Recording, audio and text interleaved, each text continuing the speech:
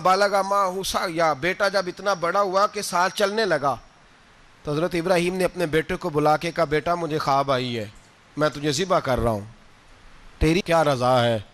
تو حضرت اسماعیل کہنے لگے یا ابت افعل ما تؤمر، ابا جی اللہ جیسے حکم دیتا ہے میرے ساتھ ویسے ہی کریں، جیسے اللہ حکم دیتا ہے ویسے ہی، بولیے ویسے ہی کریں۔ حضرت حاجرہ کو کہا کہ ایک دوست نے دعوت کی ہے تو وہاں جا رہے ہیں، بی بی مطمئن ہے، تفصیلات کی ضرورت نہیں، ختم بات، اعتبار ہے، مطمئن ہو گئی۔ شیطان پیچھے سے آیا اماں کے پاس، ذرا تھوڑی دیر کے لیے تصور جمائیے، یہاں تو پڑوسن آ کے کوئی بات بتا دیتی ہے خاوند کے بارے میں تو کئی مہینے جھگڑا جاری رہتا ہے، پڑوسن محلے دار۔ شیطان نے آ کے بتایا لفظ کیا ہے؟ کہا حاجرہ تمہیں پتہ ہے کہاں جا رہے ہیں؟ کہا دوست کی دعوت میں۔ تو کہنے لگے دوست کون ہے؟ رب کریم، اور ابراہیم کا خیال ہے کہ اس رب نے مجھے حکم دیا ہے کہ میں ذبح کروں۔ تو حضرت حاجرہ کہنے لگی کبھی باپ بھی بیٹا ذبح کرتے ہیں؟ شیطان کہنے لگا ان کا خیال ہے کہ ان کے رب نے حکم دیا ہے۔ تو جناب حاجرہ فرمانے لگی اگر رب نے حکم دیا تو پھر تو مجھے شیطان لگتا ہے، تو مجھے شیطان لگتا ہے۔ کہا کیا مطلب؟ فرمانے لگی اگر رب کریم کا حکم ہے تو میرے پاس ایک اسماعیل ہے، اگر 1000 بھی ہوتے میں سارے اللہ کے راستے میں پیش کر دیتی، دے دیتی، مالک کا ہی تو ہے سارا کچھ، اسی کا ہے، اس میں لیت اللہ کی کیا گنجائش؟ حضرت سیدنا ابراہیم علیہ السلام نے بیٹے کے حلق پہ چھری رکھ بھی دی اور چھری چلا بھی دی، رکھ بھی دی اور وہ تو اللہ کریم نے فرمایا یا ابراہیم قد صدقت الرؤیا، ابراہیم تو نے خواب سچا کر دکھایا، وہ قیامت تک تیرا نام رہے گا۔ حضرت ابراہیم نے وطن بھی دیا، جان بھی دی، بیٹا بھی، اللہ کریم نے دمبے دیے، فرمایا یہ فدیہ ہے۔ اب یہ قربانی قیامت تک حضرت ابراہیم کے طریقے کے مطابق جاری ہے۔ حضرت ابراہیم بہت بڑے مہمان نواز تھے، بہت بڑے۔ آپ جب مصر میں قیام تھا تو بڑے بڑے لمبے چوڑے لنگر پکتے تھے، لوگ آیا جایا کرتے تھے، بڑا تفصیل کے ساتھ کھانا ہوتا تھا۔ مہمان نوازی آپ کی خاص صفت مبارکہ ہے، ہمارے ہاں بھی مہمان نوازی ہوتی ہے امیروں کی، بلکہ اب تو مہمان نوازی اس طرح کی ہے کہ کل تیری میرے پاس دعوت ہے اور پرسوں میری تیرے پاس ہے، وہی امیروں میں وہ چکر رہتا ہے، پارٹیاں دوست ایک دوسرے کو ڈالتے ہیں، تیری طرف پارٹی تیری طرف، اور اسی انداز میں اب یہ عید آئے گی نا ٹکا پارٹیاں ہوں گی جگہ جگہ، اور لوگ سوال پوچھنے لگے ابھی سے، کہتے ہیں قربانی کا کتنا گوشت گھر رکھنا جائز ہے؟ قربانی کا کتنا گوشت گھر رکھنا جائز ہے؟ سارا ہی جی، اس لیے فریزر لے لے، فریج سے نہیں کام چلے گا، سارا ہی جہاز گھر رکھنا سارا ہی جائز ہے، رکھ لیں۔ او خدا کے بندے، قربانی وہ بندہ دیتا ہے جو سارا سال ہی گوشت کھاتا ہے، صحیح کہہ رہا ہوں؟ قربانی صاحب نصاب صاحب استطاعت بندہ دیتا ہے نا، تو وہ سارا سال ہی گوشت، تو سارا گھر میں رکھنا بھی جائز ہے، لیکن سارا دے دینا بھی، تو جو آ رہی ہے اس پہ کیوں توجہ کرتے ہو؟ جو دوسرا جائز ہے اس پہ کیوں نہیں عمل کرتے؟ سارا تقسیم کر دیں، بات ختم ہوئی۔ یقین کریں محرم میں جا کے دوست ٹیلی فون کر کے سوال پوچھتے ہیں، کہتے ہیں صاحب سنا ہے قربانی کا گوشت محرم میں کھانا جائز نہیں، میں کہ نہیں ربیع الاول چ بھی جائز جے، رجب رمضان تک کھاؤ، کوئی بندہ نہیں منع کرتا، اس لیے کہ کسی کو دینا تو پسند ہی نہیں، یا پھر اس میں سے جو خاص چیزیں ہیں وہ اپنی فریج میں اور باقی جو ہے وہ دوسروں کے لیے۔ یہ کیا طریقہ ہے ہمارا؟ اور اسی پہ عمل ہے۔ اللہ تبارک و تعالی ہمیں سمجھنے کی توفیق عطا فرمائے۔ حضرت ابراہیم بہت بڑے مہمان نواز تھے، صرف قربانی نہیں دیتے تھے، سارا سال بہت سارا لنگر، بہت سارا کھانا پینا، بہت ساری چیزیں جاری رہتی تھیں، اور جتنے غریب لوگ تھے فلسطین کے ان کو پتا تھا کہ حضرت ابراہیم علیہ السلام کا لنگر جاری ہے۔ فلسطین میں جب آپ کا قیام تھا، ایک دفعہ ڈھیروں مہمان آ گئے اور کھانے کو کوئی چیز نہیں، حضرت سارہ اور جناب حاجرہ دونوں اس وقت موجود تھیں، وہ کہنے لگی ابراہیم بہت سارے مہمان آ گئے ہیں تو کیا کریں؟ جناب سارہ کہنے لگی کس طرح کر کے ان کی مہمان نوازی کرنی؟ اور حالات یہ ہیں کہ قحط پڑا ہوا ہے فلسطین میں، مصر میں، دور دراز علاقوں میں۔ تو حضرت ابراہیم کہنے لگے یہ اللہ کے مہمان ہیں اور ہمیں رب کریم کا بندہ سمجھ کے آ گئے ہیں، اللہ ہی بندوبست کرے گا۔ فرمانے لگے میرا مصر میں ایک دوست ہے، وہ قحط کے دنوں میں غلہ جمع کر لیتا ہے، میں اس کی طرف پیغام بھیجتا ہوں، مجھے امید ہے وہاں سے غلہ ملے گا، 2 3 5 اونٹ والے غلام بلائے اور ان کو کہا کہ جاؤ غلہ لے آؤ مصر کے دوست سے. وہ لوگ کہتے ہیں ہم غلہ لینے گئے, وہاں جب پہنچے تو حضرت ابراہیم خلیل اللہ علیہ السلام کا پیغام دیا تو آپ کا وہ دوست کہنے لگا غلہ تو بے شمار تھا, مجھے خبر نہیں تھی کہ حضرت ابراہیم کا پیغام آئے گا, تو میں تو سارا تقسیم کر چکا ہوں, لوگ لے گئے اب تو کوئی شے نہیں. اب وہ خالی آ گئے پانچوں کے پانچوں اونٹ. جب خالی آئے تو حضرت ابراہیم کی حویلی کی دیواریں چھوٹی چھوٹی تھیں. ان غلاموں میں سے, خادموں میں سے, آپ کے ان چاہنے والوں میں سے ایک کہنے لگا یار وہ غریب تو انتظار کر رہے ہوں گے کہ غلہ لینے گئے ہیں, ہمیں روٹی ملے گی.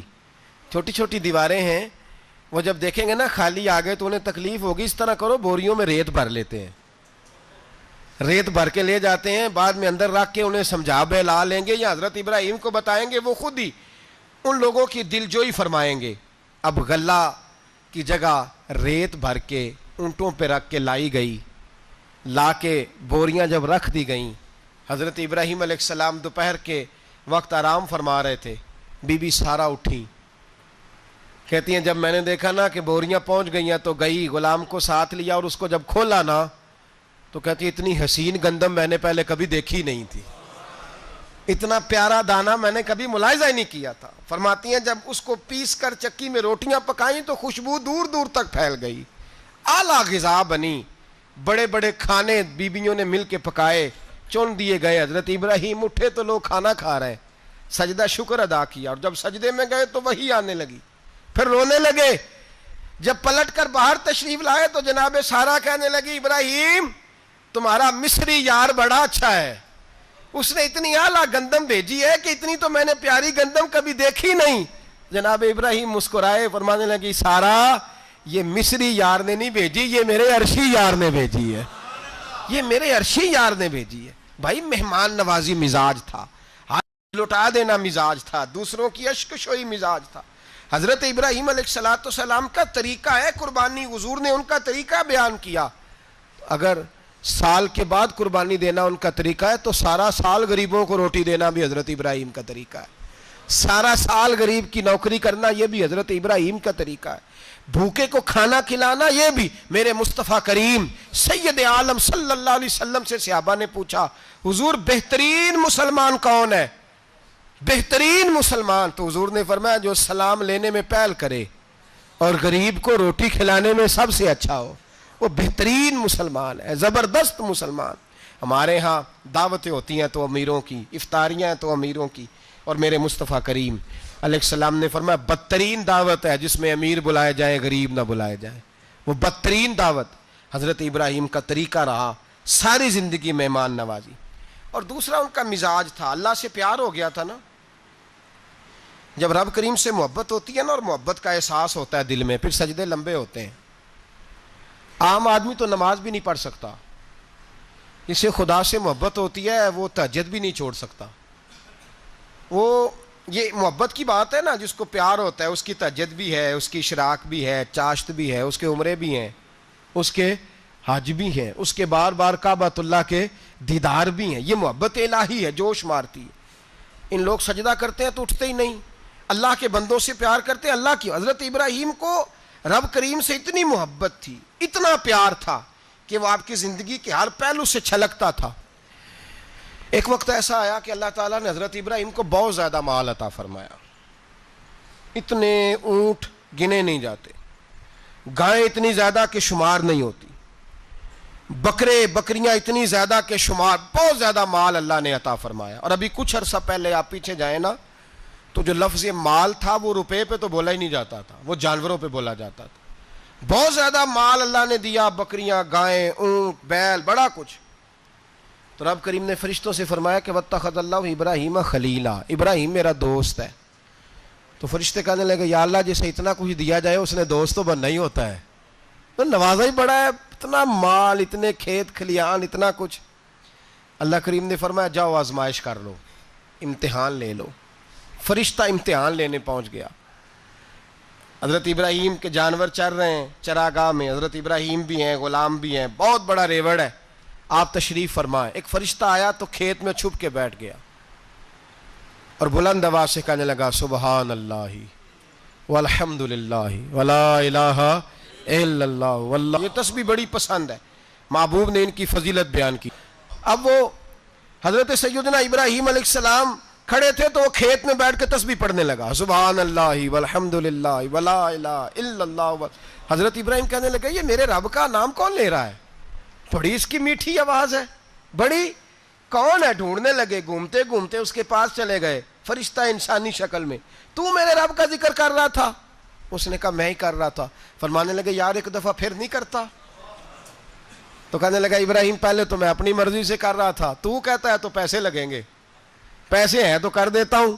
حضرت ابراہیم کہنے لگے بول تو کیا لے گا؟ میرے اللہ کا ذکر سنانے کا کیا لے گا؟ کہنے لگا جتنی بکریاں آپ چرا رہے ہیں ساری دے دے تو میں اللہ کا ذکر سنا دیتا ہوں. آپ نے فرمایا بس جا تیری ساری ہوئی، میرے رب کا ذکر سنا. اور پھر شروع ہو گیا سبحان اللہ الحمد للہ ولا الہ الا اللہ واللہ اکبر.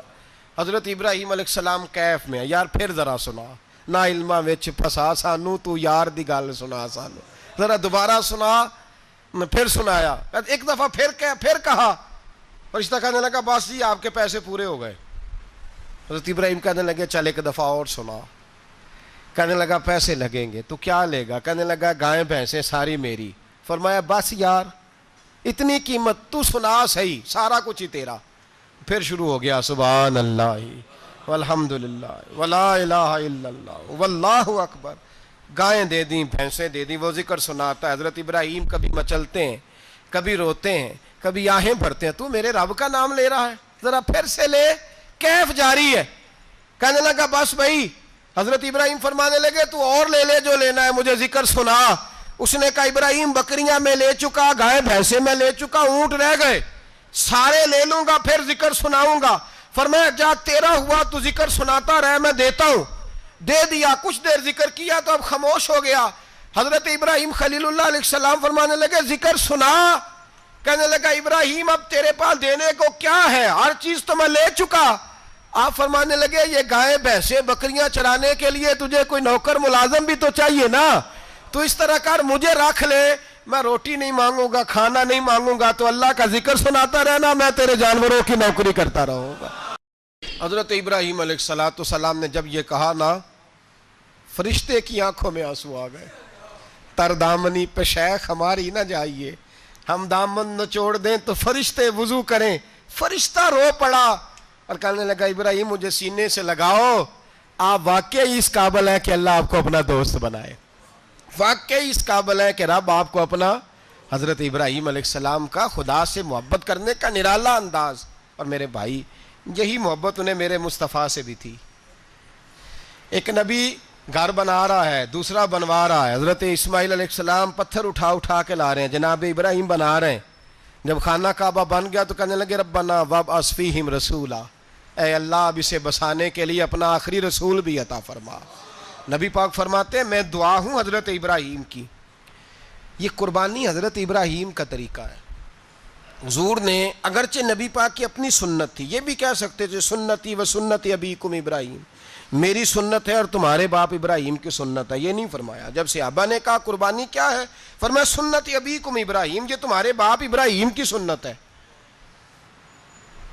ہر صاحب نصاب پر قربانی واجب ہے. جو زکوٰۃ کا نصاب رکھتا ہو اس پر قربانی واجب ہے. یعنی ضروریات سے زیادہ اتنے پیسے، جتنے پیسوں سے زکوٰۃ فرض ہوتی ہے، اتنے پیسے جس آدمی کے پاس قربانی سے پہلے آ جائیں اس آدمی پر قربانی کرنا واجب ہے. بکرا، چھترا، دمبا 1 سال کا یا دمبا 6 مہینے کا ہو پر اتنا بڑا محسوس ہوتا ہو کہ لگے کہ 1 سال کا ہے، اس کی قربانی ہو سکتی ہے. جانور میں کوئی عیب نہیں ہونا چاہیے.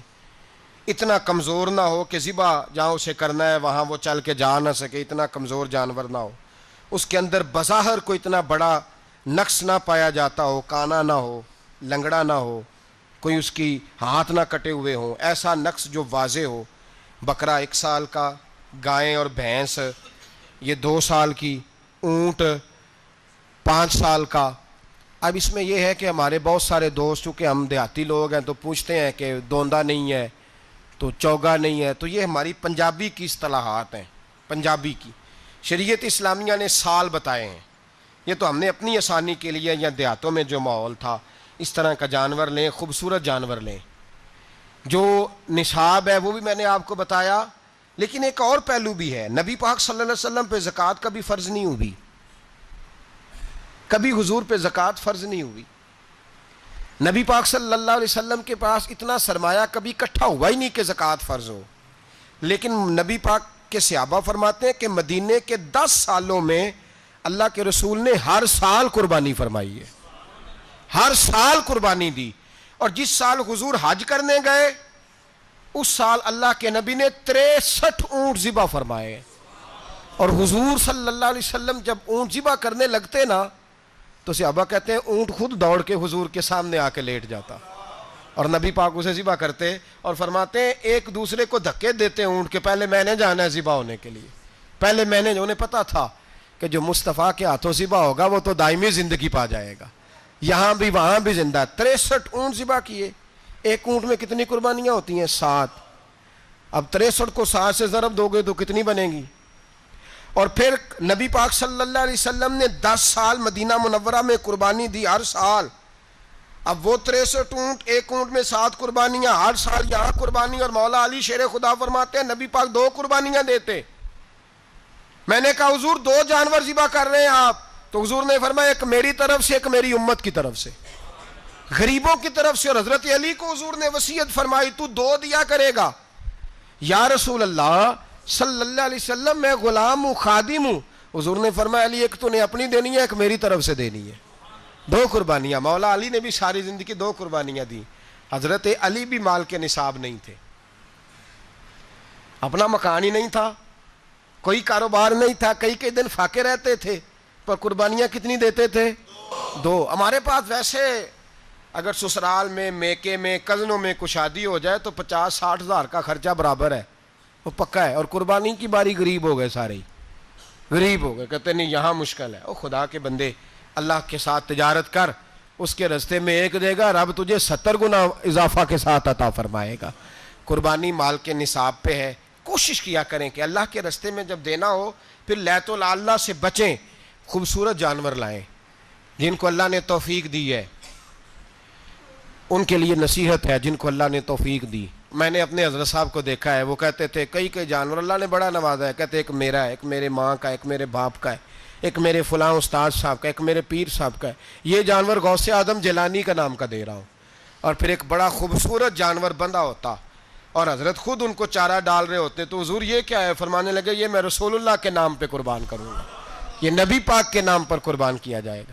جن کو اللہ نے حیثیت دی ہے وہ کوشش کریں اپنے محبوب کی طرف سے بھی قربانی کریں، نبی پاک کے نام کی قربانی دے. خوبصورت سا جانور پیارا، پھر اس کی خدمت ہو، پھر اس کی قربانی دی جائے اور نبی پاک کے نام پر قربانی دی جائے. حضور نے خود وصیت فرمائی حضرت ابو بکر صدیق کو، قربانی بڑا حسین عمل ہے. اور میرے نبی پاک صلی اللہ علیہ وسلم نے ناراضگی بھی فرمائی، ذرا خوگر حمد سے تھوڑا سا گلا بھی سن لے. میرے حبیب نے فرمایا جو طاقت کے باوجود قربانی نہ کرے وہ ہماری عیدگاہ میں عید کی نماز پڑھنے نہ آئے، وہ نہ آئے. اور یا رسول اللہ جو کرے گا، فرمایا قربانی کے جانور کا خون کا قطرہ بعد میں زمین پہ گرے گا، اللہ اس کے سارے گناہ پہلے معاف فرما دے گا، اللہ اس کے سارے گناہوں کو بخشے گا. قربانی کریں، خوبصورت انداز میں کریں، اللہ کی رضا کے لیے. بزرگوں نے لکھا ہے 3 حصے کرو گوشت کے، ایک گھر میں رکھو، ایک رشتہ داروں میں بانٹو، پڑوسیوں میں بانٹو، اور تیسرا فقط غریبوں کو دو. لیکن میں اکثر یہ سوچتا ہوں کہ ہمارے ہاں قربانی کرتا ہی وہ ہے جن کے گھر میں ہر جمعرات کو چھوٹا گوشت پکتا ہے، اور جن کے گھر میں ہفتے میں 3 دفعہ مرغی کا گوشت پکتا ہے، وہی تو قربانی دینے کے قابل ہوتے ہیں. تو وہ بھی اگر قربانی کے بکرے میں سے بھی تیسرا رکھنا چاہیں تو اجازت تو ہے. میں نے کہا سارا رکھنے کی بھی اجازت ہے، لیکن اگر آپ مہربانی کریں، کوشش کریں کہ یار ہم تو سارا سال ہی کھاتے ہیں، اور ہمارے یہاں جو گوشت تقسیم ہوتا ہے نا وہ بھی باری لگی ہوئی ہے. ادھر سے پلیٹ آئی تھی گوشت کی تو ادھر سے بھر کے چلی گئی. بھئی اس نے کی ہے، اس کو بار بار گوشت دینے کا کیا مطلب ہے؟ آپ یہ دیکھیں عزیزوں میں، رشتہ داروں میں، اور میں اگر تھوڑا سا آپ کی توجہ کرانے میں کامیاب ہو جاؤں تو سفید پوش لوگوں کو دیکھیں. کچھ سفید پوش ہیں، سفید پوش جن کے اوپر قرضے ہیں، بیماریوں نے جکڑ لیا ہے، گھر میں بڑے بڑے سخت مریض آ گئے ہیں سفید پوش پہلے دیا کرتے تھے، آپ ان سے پوچھتے ہیں صاحب قربانی، تو بات کو ٹالتے ہیں، وہ کہتے ہیں سوچ رہا ہوں کوئی حصہ اسا ڈال جائے، پردہ پوشی کرتے ہیں، کہتے ہیں کہیں حصہ رکھا ہوا پردہ پوش۔ اکثر وہ لوگ قربانی نہیں دے پاتے، اکثر دیا کرتے تھے اب نہیں دے پا رہے، کیوں؟ اس لیے کہ مشکلات ایسی آ گئیں۔ ان لوگوں کا خیال کریں، ان کے گھروں تک گوشت پہنچا کے آئیں، ان پر توجہ کریں۔ وہ سفید پوش آدمی کبھی ذکر نہیں کرے گا، کچھ تو ایسے ہیں جو خود پہنچ جاتے ہیں کہ ہمیں گوشت دیا جائے، لیکن کچھ سفید پوش ہیں لا یسألون الناس الحافا، اللہ فرماتے کچھ لوگ لپٹ لپٹ کے سوال نہیں کرتے، سفید پوشی کا بھرم رکھتے ہیں، کا مزاج نہیں۔ ان کی طرف دیکھیں، اپنے رشتہ داروں کو دیکھیں، خاص کر ان رشتہ داروں کو دیکھیں جن کا آپ کو پتہ ہے کہ غریب ہیں، مجبور ہیں، ان کے گھروں میں گوشت بھیجیں۔ غریب بیٹیوں، غریب بہنوں کا خیال کریں، اس طرف متوجہ ہوں، ان کے ساتھ اس نے سلوک کریں، اس طرف آپ لوگ خیال کریں۔ اللہ ہمیں